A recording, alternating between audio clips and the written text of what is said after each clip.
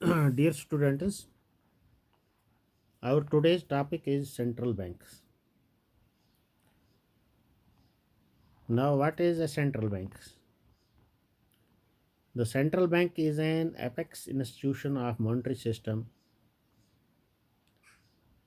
It seeks to regulate functioning of the commercial banks of a country. यानी कि ये जो सेंट्रल बैंक होता है किसी भी मुल्क का, ये सबसे आला मॉनेटरी इंस्टीट्यूशन होता है मुल्क में। और ये मुल्क में जितने भी बाकी कमर्शियल बैंकर्स होंगे उनको रेगुलेट करता है, उनकी फंक्शनिंग को, उनके वर्क को रेगुलेट करता है। That is why it is also called bankers bank. Central bank is also called bankers bank. The aim of central bank is not that of profit making. It works in public interest to promote social welfare and economic growth. The Central Bank of India is called Reserve Bank of India. Hindustan का जो central bank है उसका नाम है reserve bank of India. Reserve Bank of India was set up in 1935. Its head office is in Mumbai.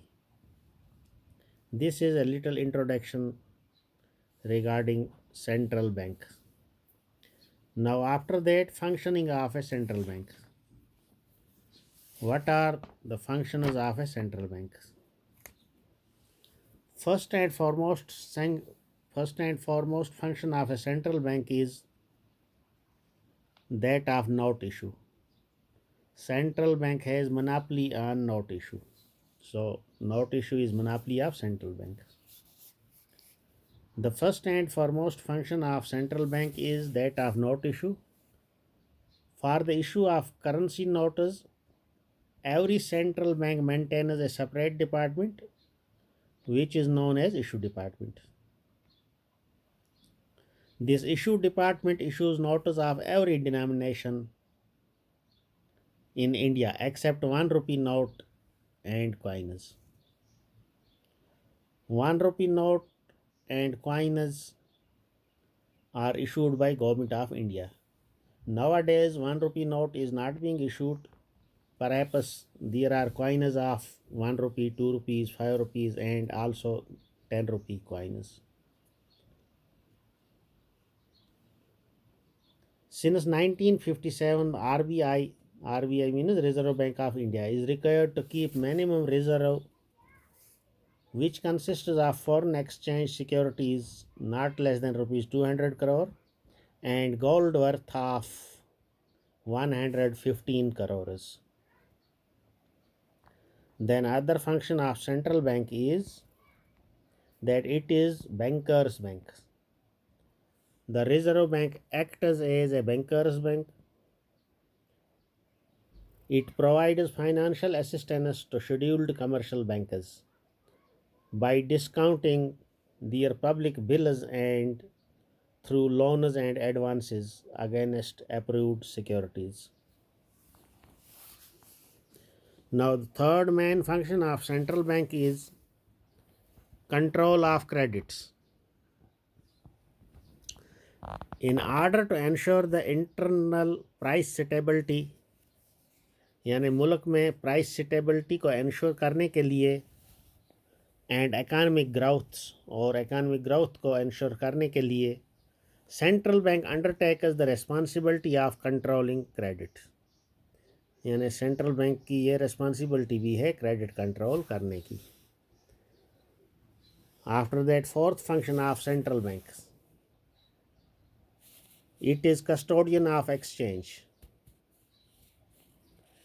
Custodian of exchange means it is custodian of foreign exchange. Custodian of exchange reserve is another important function of Reserve Bank. Under this function, the Reserve Bank controls both receptors as well as payments of foreign exchange. Now then, one more function of central bank is banking to government.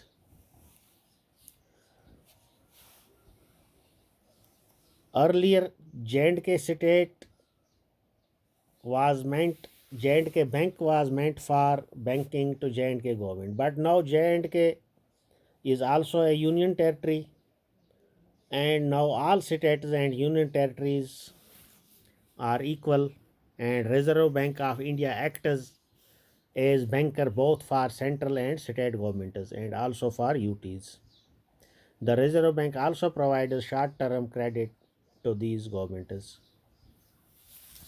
Then lender of last resort. Reserve Bank acts as the lender of last resort, यानी जब किसी के पास कोई उधार लेने के लिए नहीं है तो फिर वो उधार लेते हैं, कोई भी बैंक जो हो रिजर्व बैंक ऑफ इंडिया से उधार लेते हैं. It means when the commercial bankers find that they are not able to meet their financial requirements from other sources, they can approach central bank for financial accommodation. Then seventh function of central bank is publication of economic and statistical information.